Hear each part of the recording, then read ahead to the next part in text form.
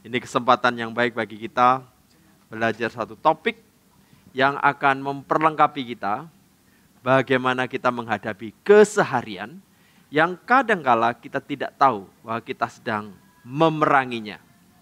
Tanpa menyadari siapa lawan kita atau apa lawan kita, kita cenderung tercengkram dan kita menjadi korbannya ya.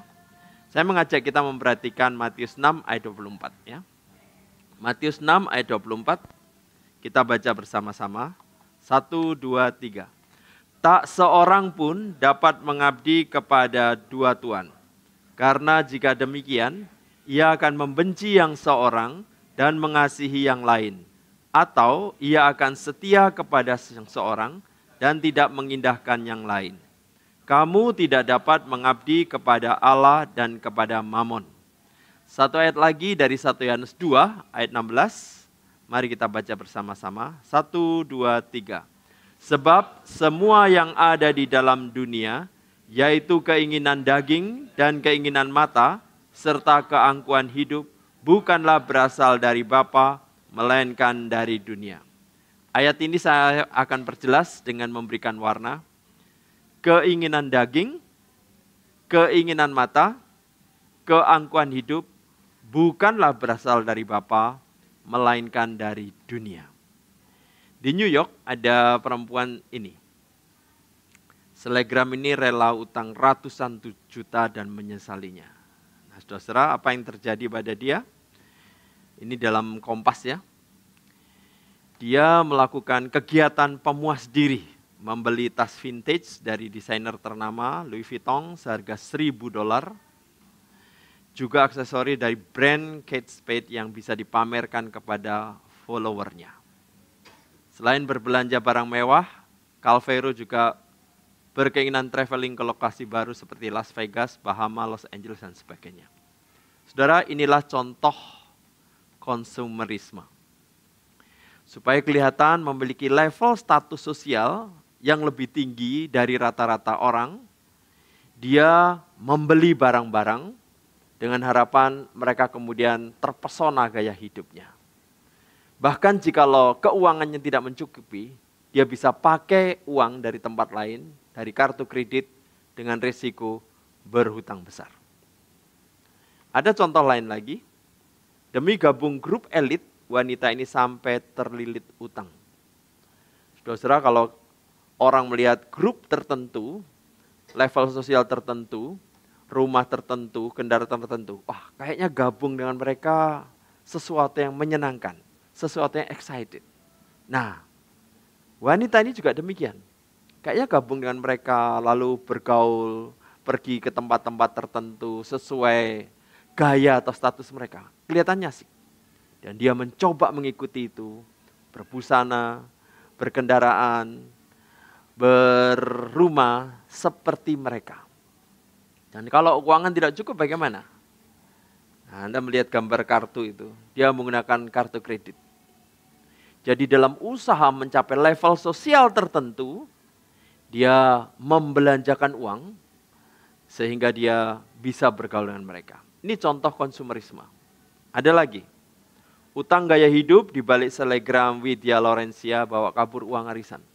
Nah, saudara tahu kalau arisan itu kita store uang setiap bulan, entah berapa ribu. Nah, rupanya dia mendapat undian di awal. Jadi dia membawa berapa puluh juta.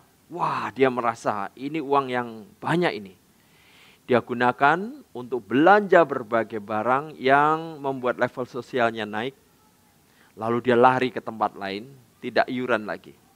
Nah, teman-temannya yang selama ini membuka arisan, tunggu bulan pertama, bulan kedua, berbulan-bulan tidak dapat, tidak ada info. Mereka lapor ke polisi dan dia ditangkap.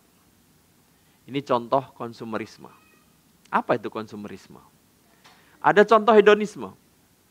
Gaya hidup hedonisme penyebab hakim korupsi. Nah, saudara, konsumerisme, hedonisme sepertinya mirip. Tapi sebenarnya ada bedanya ya. Lalu ada hedonisme kadang-kadang disebut dengan gaya hidup hedon. Ya, begitu ya. Lalu istilah hedon menjadi negatif. Dan ini memang istilah yang kita hindari ya. Ini menjadi topik pembahasan kita. Gereja di tengah konsumerisme dan hedonisme. Apakah konsumerisme? Apakah hedonisme? Sepertinya sama, tetapi sebenarnya berbeda. Kalau berbeda, bedanya di mana? Ya, mari kita melihatnya satu persatu. Konsumerisme. Nah, saudara, apa konsumerisme? Pola hidup yang didominasi oleh upaya memperoleh barang dan jasa berlebihan karena dia menganggapnya sebagai sumber kebahagiaan dan status sosial. Beberapa contoh yang saya sebutkan tadi, karena ingin dianggap atau dipersepsikan orang lain bahwa dia memiliki status sosial yang lebih dari orang lain, dia berusaha mendapatkan barang, berusaha mendapatkan jasa, karena menganggap ini sumber bahagia dan kesempatan memiliki status sosial seperti orang lain. Saudara, dulu dalam belajar filsafat kita menemukan I think, therefore I am. Tapi dengan budaya sekarang muncul istilah yang baru. I shop, therefore I am. Saya belanja yang membuat status sosial saya naik, dan belanja memuaskan jiwa saya eksis, inilah saya. Baru dia merasa dirinya punya sesuatu yang bisa dibanggakan di hadapan orang lain.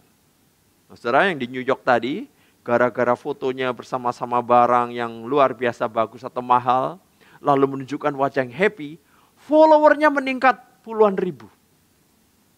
Nah, saudara, tapi tanpa tahu follower, dia sedang terjepit hutang dan mati-matian harus membayar hutang.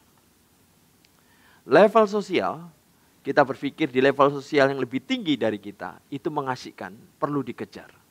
Ada orang semacam ini, bangga dengan mutiaranya. Nih, saya berhasil punya mutiara yang banyak, mutiara yang bagus. Dia rela difoto semacam itu menunjukkan, saya sudah punya mutiara yang banyak. Menunjukkan keberadaan saya sebagai orang yang punya kemewahan melebihi dari yang lain. Saudara, perhatikan, sumber kebahagiaan dan status sosial.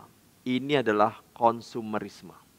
Jikalau kita tidak waspada, sekedar mengingini atau melampiaskan keinginan kita, sekedar supaya status sosial dipersepsikan lebih tinggi dari masyarakat, kita menggunakan uang, waktu, energi kita supaya dinilai punya level lebih tinggi. Nah, bagaimana dengan hedonisme? Ya, kata hedonisme mungkin familiar untuk kita. Pandangan hidup yang menempatkan kesenangan, bukan hanya kesenangan kini, sekarang, sebagai tujuan terpenting. Aku ingin dan keinginanku perlu dipenuhi sekarang, karena ini menjadi tujuanku yang penting. Sekarang. Nah, saudara, beberapa waktu yang lalu saya menemukan berita semacam ini. Relakan keperawanan demi iPhone 8.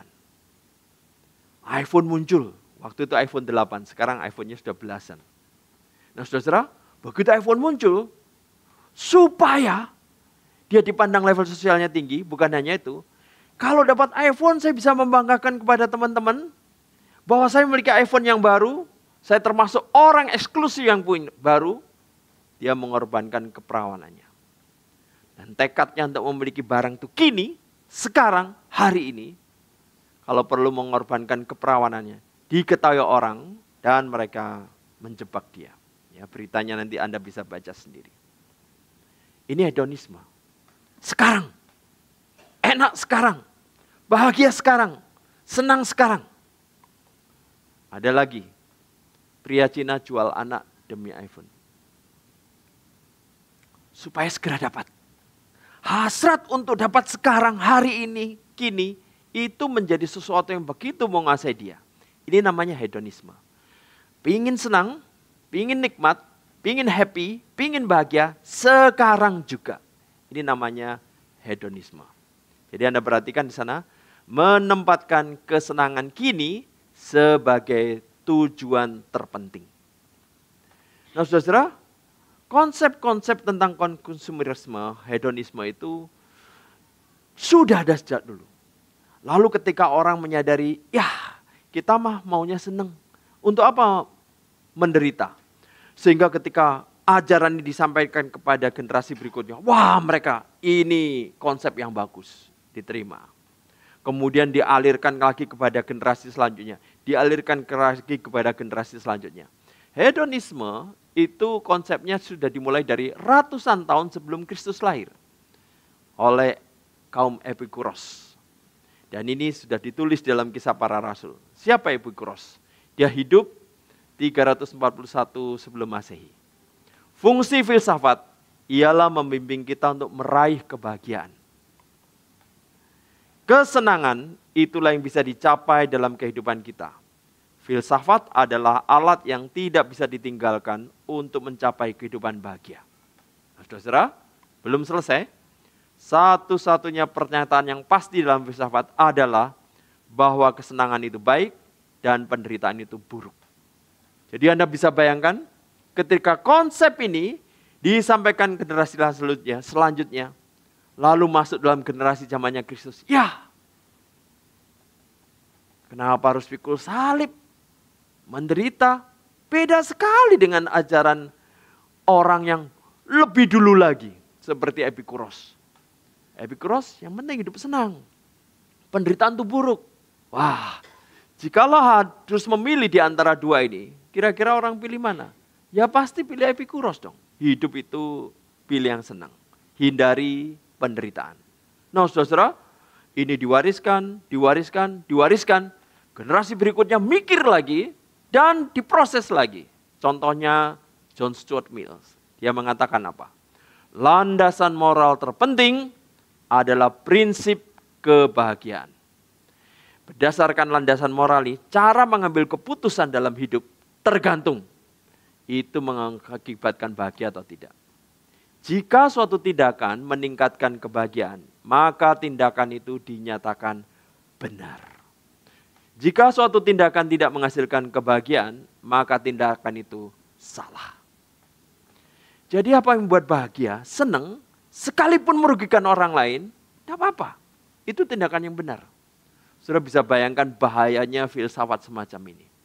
Jikalau filsafat terlanjur diterima, lalu mencengkerami pikiran seseorang, digabungkan dengan individualisme, wah Anda bisa bayangkan. Hedonisme, individualisme, mix, maka apapun yang menyenangkan diriku, apapun yang membahagiakan diriku, ku ambil sebagai keputusan, dan itu keputusan yang benar. Bahaya sekali saudara-saudara. Yang dimaksud dengan kebahagiaan adalah kesenangan dan hilangnya derita. Sedangkan yang dimaksud dengan ketidakbahagiaan adalah derita dan hilangnya kesenangan. Saudara bisa bayangkan, ini antitesisnya kekristenan. Jadi kalau orang Kristen ikut pikul salib, ikut Tuhan Yesus menderita, ini ajaran aneh. Maka saudara ada orang-orang ketika diwawancari, apakah ajaran kita masih sesuai sekarang? Sudah ketinggalan zaman, itu sudah tidak berlaku. Nah saudara, konsumerisme dan hedonisme sepertinya berbeda. Tapi juga ada kesamaannya. Nah Anda perhatikan kalimat saya di awal, sepertinya sama, tapi ada bedanya. Sekarang saya bilang, sepertinya berbeda, tapi ada samanya. Samanya apa? Baik konsumerisme maupun hedonisme, keduanya memerlukan uang untuk menjadi penyebab terjadinya konsumerisme maupun hedonisme. Jadi saudara, orang yang terjangkit konsumerisme, mereka akan terpikir bagaimana mendapat uang sebanyak mungkin. Karena kalau saya punya uang sebanyak mungkin, saya bisa menukar dengan barang dan jasa, level status sosial saya naik dan saya senang. Orang juga terpikir, kalau saya dapat uang banyak, saya bisa menikmati kesenangan saat ini juga. Itu sebabnya meskipun konsumerisme dan hedonisme seperti berbeda, ada kesamanya. Apa kesamanya? Sama-sama mengejar uang karena uang akan menjadi sarana yang bisa dipakai untuk konsumerisme maupun hedonisme. Maka saudara-saudara, uang yang sebenarnya netral dimotivasi oleh kecenderungan semacam ini menjadi cinta uang yang berbahaya. Dia akan menghabiskan waktu, energi mengejar uang dengan harapan kalau uang bisa saya peroleh sebanyak mungkin, Saya bisa menjadi konsumerisme dan hedonisme yang sepuas-puasnya. Saya menemukan gambaran semacam ini. More, I need more, I need more. Lebih banyak uang. Setelah dapat uang, ingin lebih tambah sedikit lagi. Tambah sedikit lagi, tambah sedikit lagi. Sebanyak yang dia bisa untuk perolehnya. Itu sebabnya saudara, jikalau dia tidak menyadari, uang itu akan memuaskan konsumerismenya, maka cinta uangnya itu menjadi berbahaya. Alkitab menyebutkan, akar segala kejahatan ialah cinta uang. Sebab oleh memburu uanglah beberapa orang telah menyimpang dari iman dan menyiksa dirinya dengan berbagai-bagai duka. Jadi saudara tidak heran kalau orang tanya, apa yang kalau kamu punya kamu akan happy? Nah saudara, kata jika dan endingnya itu akan menjadi berhala kita. Jika saya mendapat uang banyak, saya akan bahagia. Nah saudara, di situ uang menjadi berhala. Aku hanya happy kalau ada uang banyak. Aku akan senang kalau ada uang banyak. Aku bahagia kalau uang banyak. Uang menjadi berhala. Karena melalui uang yang dia miliki, dia sudah punya rencana. Ini akan menjadi sarana konsumerisme, sarana hedonisme. Pertanyaan saya, benarkah uang akan mengakibatkan bahagia? Jawabannya tidak tentu. Di Inggris pernah ada seorang bernama Michael Carroll. Michael Carroll membeli lotre dan memenangkan lotre. Dan jumlahnya besar sekali. Kalau Anda perhatikan sana 9.736.131 pound sterling. Ini dinilai kalau rupiah kira-kira 225 miliar. Wah saudara, happy dong orang ini. Bahagia dong dapat uang. Nah saudara, dapat uang, jikalau orang itu punya kecenderungan konsumerisme, jikalau orang itu punya kecenderungan hedonisme, bagaimana dampaknya? Nah kita lihat pada Michael Carroll. Begitu dapat uang, nah dia belanjakan supaya status sosialnya naik. Apa yang dia belanjakan kita bisa lihat di sini. Wah, kalung emasnya yang beratnya kita tidak tahu berapa ratus gram. Ya, cincinnya, gelangnya atau arlojinya. Minumannya kita tidak bisa duga. Dan dia sedang pasti air hangat, bukan air yang buat dia kedinginan. Dan di bathtub yang mewah, di rumah yang mewah yang dia beli. Konsumerisme, hedonisme, campur jadi satu dalam diri Michael Carroll. Apa yang dia gunakan dengan uang itu? Judi. Wah, kayaknya menyenangkan judi. Siapa tahu judi nanti bukan hanya lotre, saya dapat uang lebih besar lagi. Televisi yang gede. Sound system, gawai atau gadget yang macam-macam. Tidak cukup dengan satu handphone, beberapa handphone, berapa tablet, berapa laptop, dan televisi yang gede. Mobil-mobil tidak disebutkan car, tapi cars. Rumah tentu saja, pesta-pesta, kokain, lalu beberapa perhiasan, kolam renang, mungkin ukuran olimpik, pelacuran, liburan, dan sebagainya. Dengan harapan apa? Mengkonsumsi barang, mengkonsumsi jasa, dengan harapan aku senang dan aku masuk kalangan level sosial yang kaya. Dan yang penting sekarang ku nikmati. Nah saudara, betulkah uang membawa bahagia? Betulkah konsumerisme membawa senang? Betulkah hedonisme membawa senang? Nah saudara, ini judul beritanya. Hartanya enggak berkah. Dapatnya cepat, nah habisnya juga cepat. Hasil lotre. 8 tahun dia melampiaskan segala hasratnya, keinginannya. Jatuh miskin jadi pemulung. Jadi kalau dulu penampilannya begini, setelah 8 tahun jadi begini. Loh Pak, kan dia bisa nabung. Nah, orang hedonisme Yang dipikir senang sekarang, happy sekarang. Nabung itu investasi untuk nanti. Itu nggak kepikir. Itu nggak ada dalam benaknya. Orang hedonisme adalah yang penting hari ini, sekarang, today. Maka istilah investasi, menunda kesenangan untuk nanti itu dianggap omong kosong.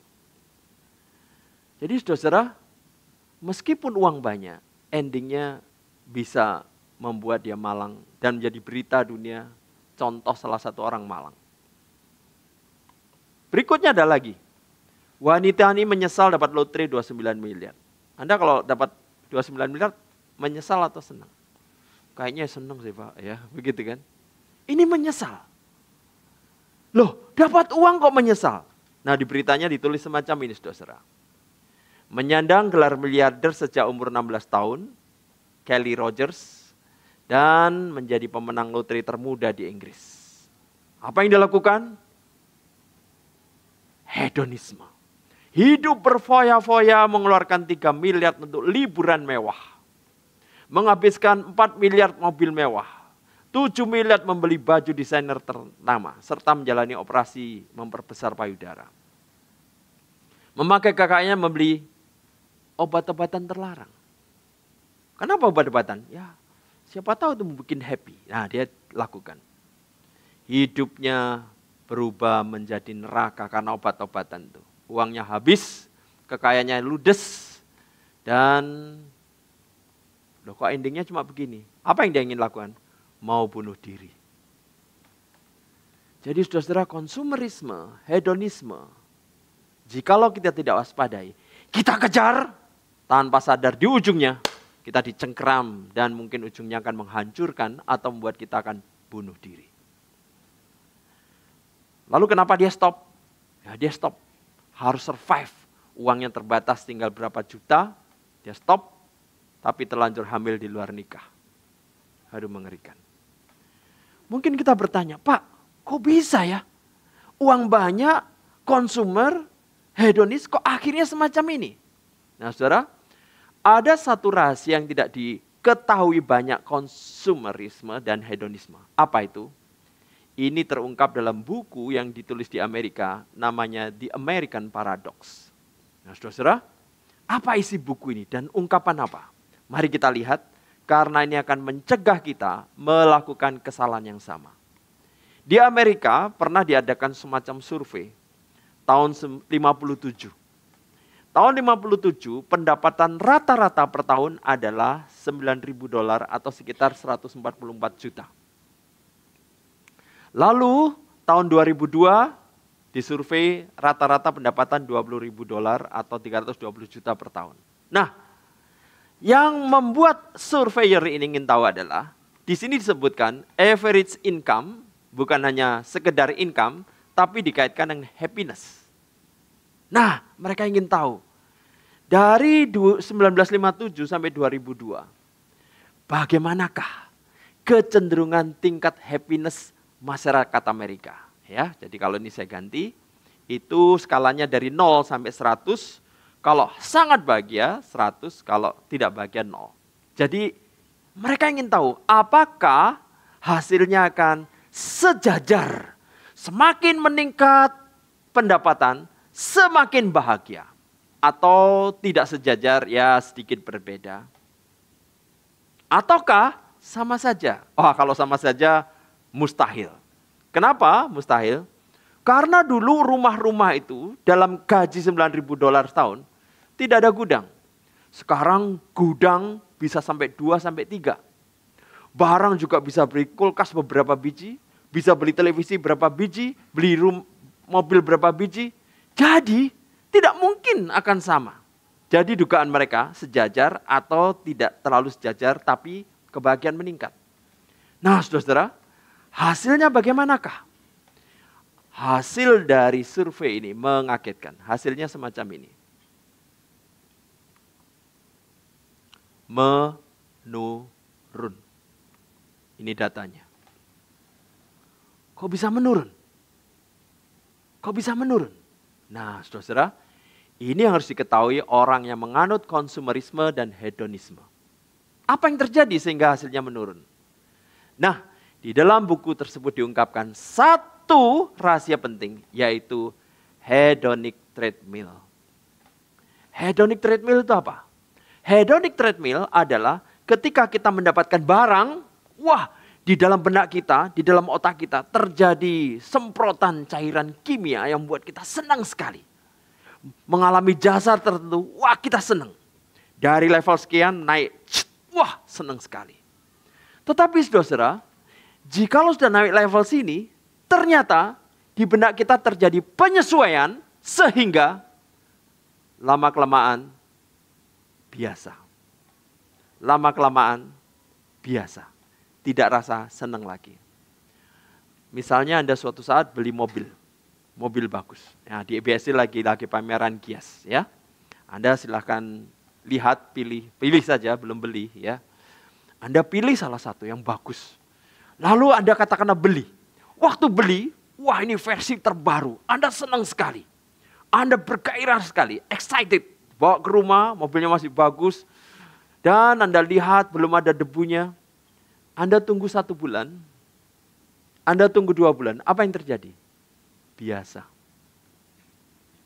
Rasa senang tadi, tiba-tiba seperti menguap kemana.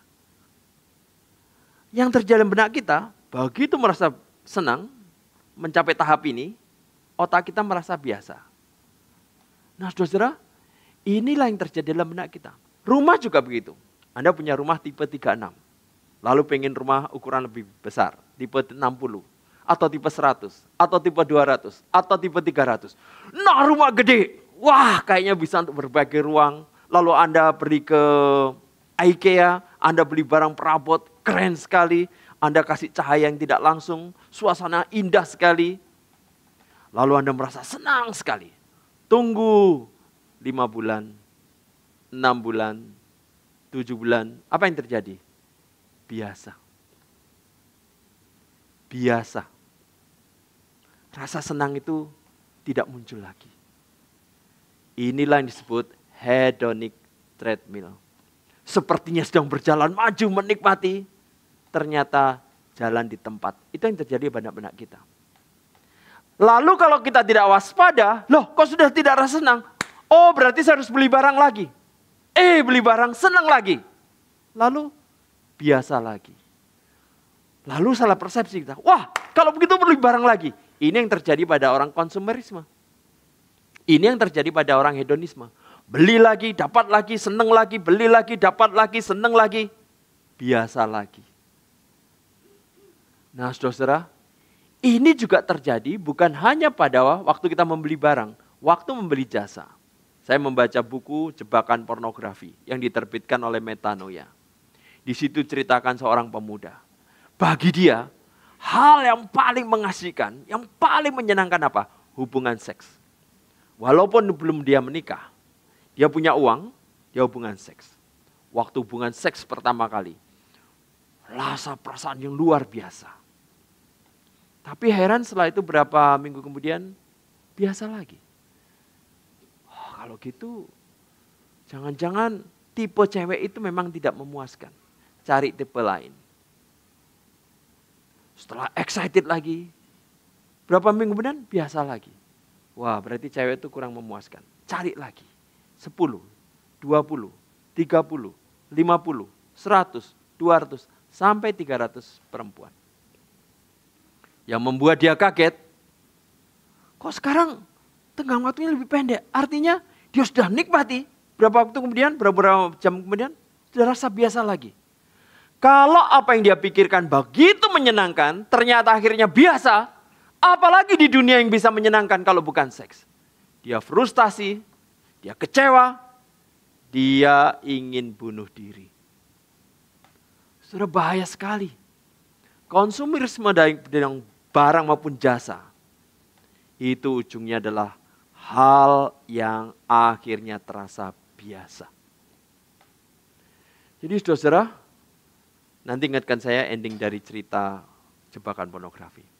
Di dalam internet kita menemukan hedonic treadmill juga digambarkan semacam ini. Seperti orang bergairah dengan wortel. Lalu di kirinya ada gambaran yang semuanya maya kalau dikejar. Begitu dapat sesuatu lagi, biasa lagi. Dapat sesuatu lagi, biasa lagi. Dapat sesuatu lagi, biasa lagi. Hedonic treadmill semacam itu. Seperti fata morgana, sepertinya bisa kurai, begitu hampir sampai, loh di sana lagi. Sepertinya bisa diraih, tidak bisa lagi. Ada lagi yang menggambarkan semacam ini. Kalau Anda perhatikan, mobil, benda-benda itu berada di belakangnya. Dia sudah dapat, kok akhirnya biasa. Dapat lagi, biasa lagi. Biasa lagi. Jikalau seorang tidak mengerti apa yang terjadi dalam benaknya, otaknya, dia akan terus mengejar tanpa sadar. Waktunya habis, energinya habis, uangnya habis tanpa menyadari hidupnya menjadi sia-sia untuk mengejar sesuatu yang tidak ada endingnya. Ada lagi yang menggambarkan semacam ini. Anda bisa bayangkan, lari terus. Dan Anda lihat sana ada mobil, ada berbagai kesempatan, dia wisata dan sebagainya. Mungkin kita bertanya, Pak, kalau ujungnya semacam itu, kenapa bisa demikian? Nah, saudara, rahasianya belum ditemukan secara psikologis. Tapi Alkitab mengungkapkan. Ini, dari hati orang timbul segala pikiran jahat. Saudara, percabulan, pencurian, pembunuhan, perzinahan, keserakahan, kejahatan, kelicikan, hawa nafsu, iri hati, hujat, kesombongan, kebebalan. Sebelum masuk ke sini lagi, mari kita ingat. Diri kita waktu menjadi manusia lama, itu mati rohani di depan Tuhan, dimusuhi Allah, dan harus dimurkai. Waktu kita percaya pada Kristus yang mati dan bangkit, kita menjadi manusia baru, nama kita dicatat di surga, sebagai anak Allah, tetapi diri kita masih ada di dunia. Nah saudara, sebagai manusia lama, ini adalah ciri manusia lama, yaitu pikiran jahat, percabulan, pencurian, pembunuhan, dan sebagainya. Waktu kita menjadi manusia baru, dicatat di surga, diri kita yang di dunia masih dalam proses. Dampak manusia lama ini masih ada pada kita. Dan dampak manusia lama ini yang menghasilkan keinginan daging, keinginan mata, keangkuhan hidup. Inilah yang menjadi sebab kenapa kita tidak mungkin dipuaskan dengan segala barang, segala jasa yang kita bisa peroleh. Dan hedonisme tidak memuaskan. Saudara, saya pernah menggambarkan semacam ini. Bayangkan diri kita seperti pohon. Dari bibit yang bagus, ditanam di tanah yang beracun. Waktu tumbuh besar, batangnya beracun, dahannya beracun, rantingnya beracun, daunnya beracun. Dan bayangkan ini adalah gambaran diri kita. Bagaimana cara Tuhan menyelamatkan? Tuhan memotong batang ini. Dosa kebiasaan ini. Meskipun kita masih begitu buruk, begitu jahat, begitu cemar, Tuhan potong ini. Dan pindahkan kita menjadi manusia baru. Diberi akar yang baru, diberi nutrisi yaitu firman Tuhan, diberi akar Kristus dengan kekuatan Roh Kudus, kita harus melawan dampak manusia lama berupa dosa kebiasaan ini. Kita berakar pada Kristus, ya. Dan inilah kenyataan hidup kita sebagai orang Kristen. Nah saudara, dampak manusia lama ini ada di dalam diri kita. Dan dampak manusia lama merupakan kekuatan dosa. Paulus sendiri menyebutkan, ada di dalam aku yang memperbuatnya, dampak manusia lama. Nah saudara, inilah yang membuat kita menyadari bahaya dari hidup yang kita jalani sekarang ini.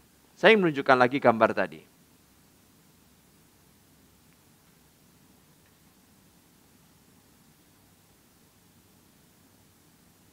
Perhatikan ini.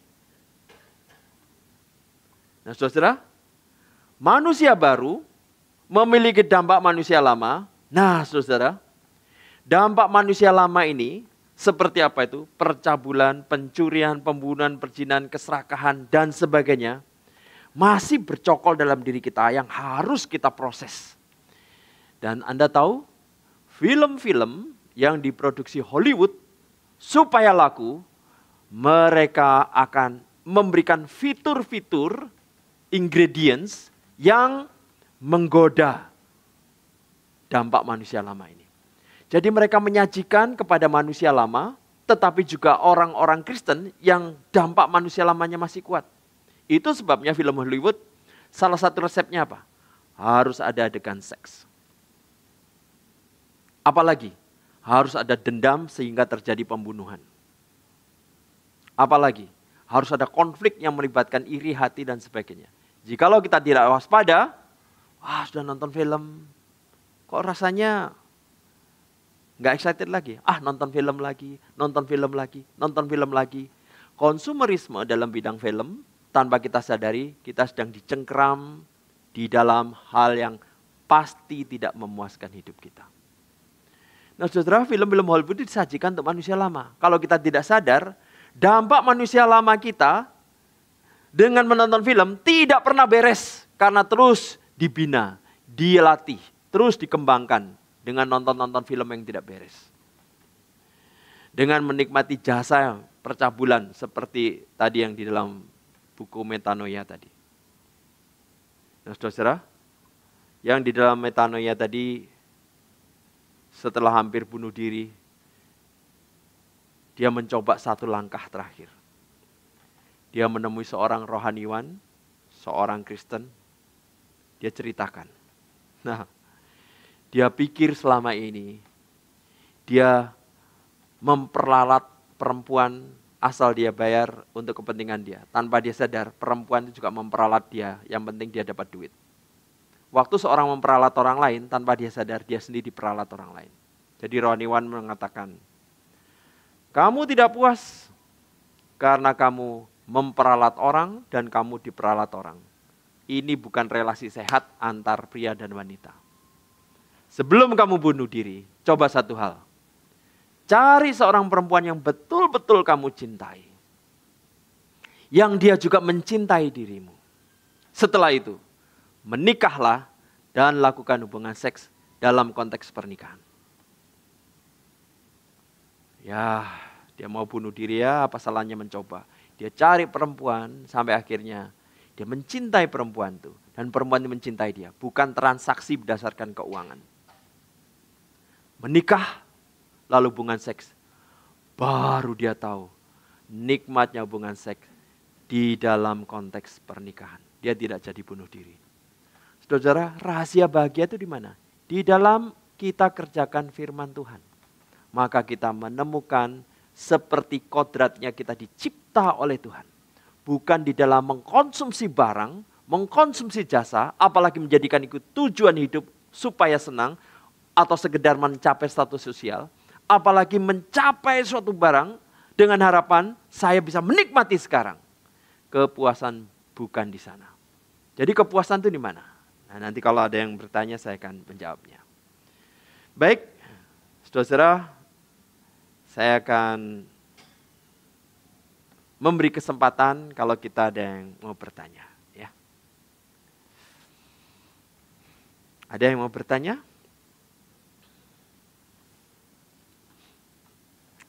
Sambil menunggu yang bertanya, saya memberikan berita yang mungkin Anda pernah dengar atau juga mungkin belum. Ini saudara.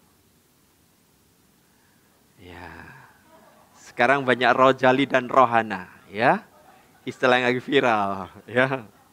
Dulu saya juga nggak ngerti apa rojali rohana. Beberapa kali saya baca, lama-lama penasaran, saya cek, rojali itu orang rombongan masuk mall, rombongan jalan-jalan dan lihat-lihat. Nah, ya, rupanya keuangan terbatas. Mau beli sih kalau ada uang, tapi uang nggak ada, ya sudah, jadi rojali. Nah, kalau rohana apa? Rombongan hanya nanya-nanya. Nah, ya. Jadi seandainya ada uang, mungkin mereka juga konsumerisme atau hedonisme. Tapi ya uang lagi tipis ya. Tapi pengen ke mall. Jadi rojali dan rohana. Mungkin kita sempat menjadi salah satu. Terakhir sebelum saya khotbah di sini, di mobil saya mendengar istilah roh halus. Apa ini roh halus? Lalu saya dengarkan, ya ampun. Rombongan hanya elus-elus. Ya. Elus bajunya, elus pakaiannya. Atau lihat laptop atau tab. Wah, bagus ya beratnya. Elus-elus saja ya. Jadi belum sampai nanya, sudah selesai ya. Jadi ya, rojali, rohana, dan roh halus sekarang merajalela ya. Jadi kalau kita menjadi salah satu di antaranya ya banyak rombongannya ya. Nah saudara-saudara, tapi ada berita yang terbaru juga yang saya dapatkan. Mall RI dikepung rohana dan rojali, cuan pedagangnya meledak. Loh saya heran, katanya nggak laku kok meledak. Saya cek, oh yang meledak bagian jual makanan. Ya, jadi mereka nggak bisa beli baju, nggak bisa beli sepatu atau tas yang mahal. Keburu lapar udah jalan-jalan. Nah perginya ke bagian konsumsi. Jadi pedagang ini meledak ya saudara-saudara. Tapi ini juga bentuk, ini juga konsumerisme atau hedonisme ya. Sebenarnya bisa masak sendiri. Kalau di mall kan jauh lebih mahal. Kadang-kadang makanan yang kita bisa bikin di rumah senilai 15.000, di mall bisa 60.000, 70.000 ya. Tapi kalau mungkin Anda ada waktu kebersamaan fellowship ya sekali-sekali ya. Baik, ada pertanyaan kah sampai di sini?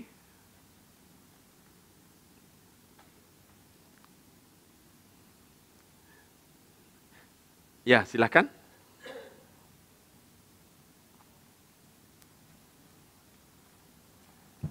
Shalom. Shalom. Pak Pendeta nanya dong. Ya. Bagaimana caranya agar tidak terjebak dalam menikmati berkat Tuhan dan hedonisme gitu maksudnya. Oh, iya. Ya, tidak begitu ya? Ya. Baik. Nah saudara, pertanyaan ini akan saya kaitkan dengan penjelasan yang akan saya munculkan di layar. Hedonisme itu tujuannya supaya senang, supaya happy. Ya. Konsumerisme juga, bedanya hedonisme itu pinginnya gini, kalau konsumerisme bukan hanya senang, tapi pingin level sosial. Nah saudara, hidup ini sebenarnya harus puas atau tidak puas? Nah ini menjadi pertanyaan besar. Kalau puas, kenapa kita mengalami ketidakpuasan? Kalau tidak puas, wah berarti kapan kita bisa menemukan kepuasan? Nah saudara, jadi hidup ini harusnya puas atau tidak puas? Saya di posisi puas atau tidak puas? Nah saudara, mari kita lihat gambar ini ya. Kalau Anda perhatikan gambar ini, ketika Anda menjadi manusia baru dan merenungkan harusnya Anda di kiri yang mestinya dibinasakan, ternyata Anda diselamatkan dan manusia baru menjadi manusia baru. Ini kalau Anda renungkan, ini adalah rahasia kepuasan hidup. Jikalau Anda merenungkan seharusnya dimurkai, sekarang sudah dikasih Allah. Ini harusnya memuaskan Anda. Saya dulu harusnya dibuang, sekarang diselamatkan. Ini harusnya memuaskan Anda. Saya sudah menjadi musuh Allah, sekarang jadi anak Allah. Ini harus memuaskan Anda. Harus memuaskan Anda. Jikalau peralihan ini tidak memuaskan Anda, saya pastikan di tempat lain, barang apapun, jasa apapun, tidak akan pernah memuaskan Anda.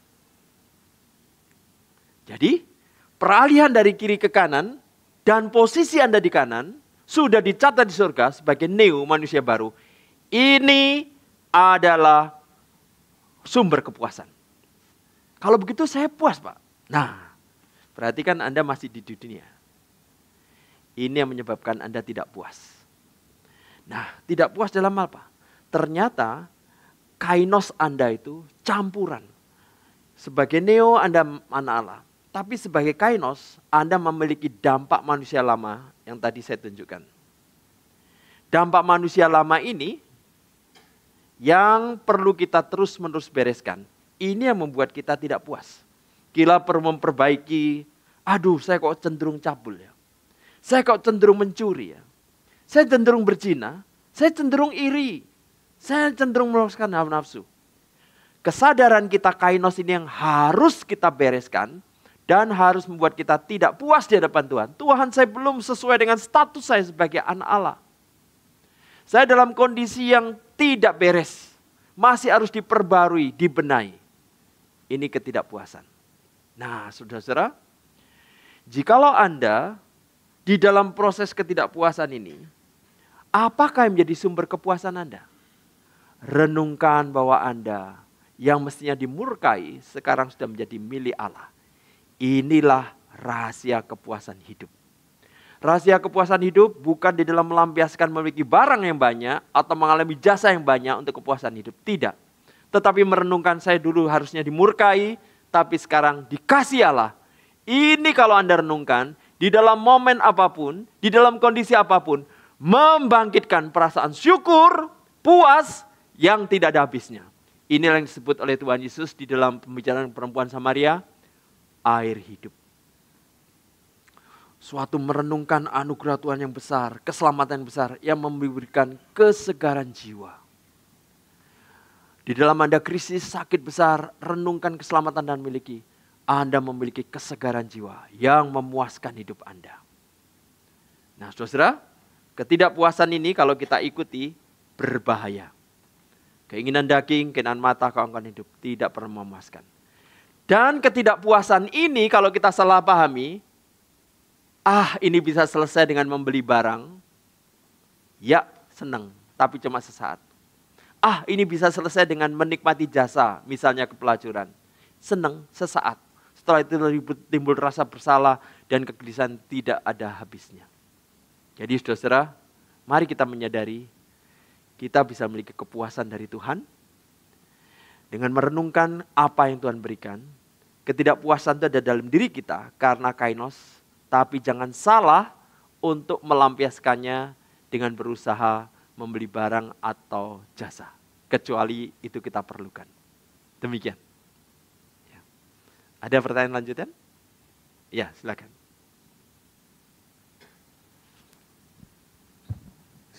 Jadi kalau konsep pemikiran seperti ini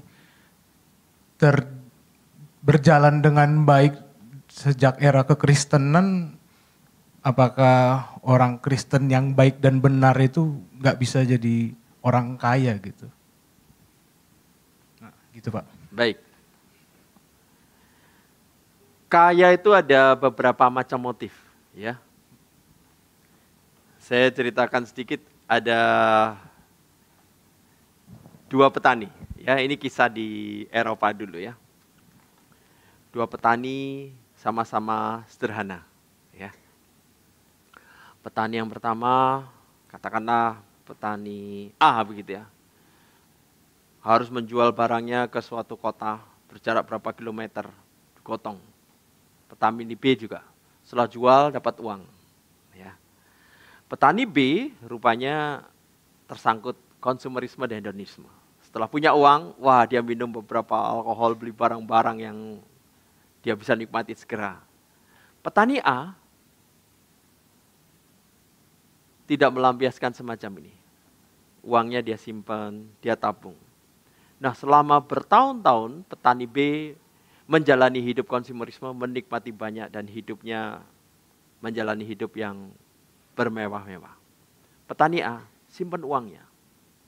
Sampai akhirnya menjadi jumlah yang besar, kapital yang besar, modal yang besar. Apa yang dia lakukan? Daripada dia gotong barang ini ke pasar berkilo-kilometer, dengan uang yang besar, dia sekarang beli kereta yang dipandu oleh kuda. Jadi sekarang bisa bawa barang sekaligus banyak ke kota. Bahkan tidak hanya sekali jalan, balik lagi bisa bawa barang. Nah, orang-orang pikir daripada repot ke pasar, ke kota, titip kerja kepada dia. Boleh, tapi kasih keuntungan. Jadi mereka titipkan pada dia dapat keuntungan. Lama-lama orang ini menjadi orang yang lebih kaya daripada orang lain. Angkutannya lebih banyak, hartanya lebih banyak, lalu dia dengan keuntungan lebih banyak, beri kereta lebih banyak, beri lahan lebih luas. Jadi, sepertinya dia tidak menikmati hidup, tapi dengan menyimpan itu sebagai tabungan, dia menjadi kapital yang lebih besar, modal lebih besar, pada akhirnya dia menjadi orang lebih kaya, karena cara hidup yang lebih bijaksana. Jadi bolehkah orang kaya? Boleh sekali. Tapi kayanya bukan untuk melampiaskan segala keinginan, apalagi melampiaskan dampak manusia lama. atau sekedar menikmati kesenangan sesaat. Kekayaannya itu bisa digunakan untuk di dalam keinginannya untuk mengelola uang lebih besar, dan cerita itu dalam kaitan dengan apa yang diajarkan Yohanes Calvin tentang pentingnya mengelola uang sebagai pertanggungjawabkan karena Tuhan yang nitip. Bagaimana uang itu bisa digunakan untuk menolong orang lain lebih banyak, uang itu bisa digunakan untuk mempersembahkan kepada Tuhan untuk memperkembangkan pelayanan. Jadi boleh sekali jadi kaya. Suatu saat Dwight L. Moody pernah khotbah semacam ini. Silakan bekerja sebanyak mungkin. Silakan kumpulkan uang sebanyak mungkin. Wah, jemaat tepuk tangan. Ini pengkhotbah yang gue banget. Silakan dapatkan uang sebanyak mungkin. Lalu dia kalimatkan yang terakhir. Silakan persembahkan uang sebanyak mungkin. Wah, baru mereka sadar. Benar juga ya. Kaya untuk Tuhan, lalu mempersembahkan untuk Tuhan, menolong lebih banyak orang, itu sesuatu yang baik. Saya ingin tunjukkan ini ya. Setelah Anda melihat video ini, kira-kira Anda berefleksi apa?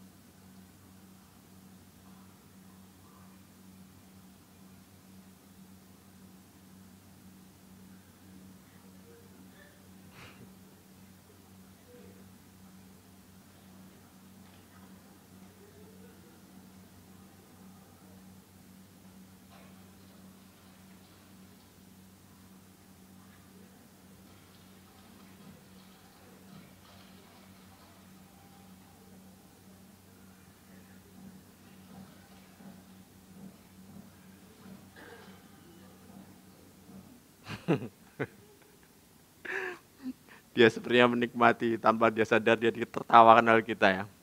Nah, semoga kita tidak mengulang kesalahan yang sama ya. Saya waktu lihat ini merefleksikan apa? Jangan-jangan kita sedang mengejar sana padahal ada sesuatu yang kita bisa nikmati dengan secukupnya ya. Satu, nikmati. Begitu bukan? Nah, saudara-saudara, saya tidak bisa bayangkan ini ingin dapat yang satu kececeran malah ya. Nah, saudara-saudara, di dalam mengejar barang dan jasa dan hedonisme, biasanya orang-orang ikutkan apa? Pengaruh dari luar sambil di sini ada kecenderungan demikian. Lalu, karena sekedar ikut-ikutan, tidak menyadari, apa sih tujuan hidupku ini? Aku sedang menuju kemana?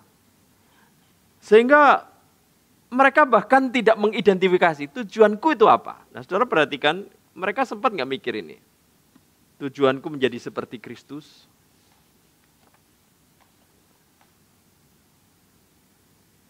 Bijak secara mindset, cara pandang, paradigma, pemikiran, menyadari keberadaan Allah dan kehendaknya, dan baik melakukan segala sesuatu dengan cara menyenangkan Tuhan.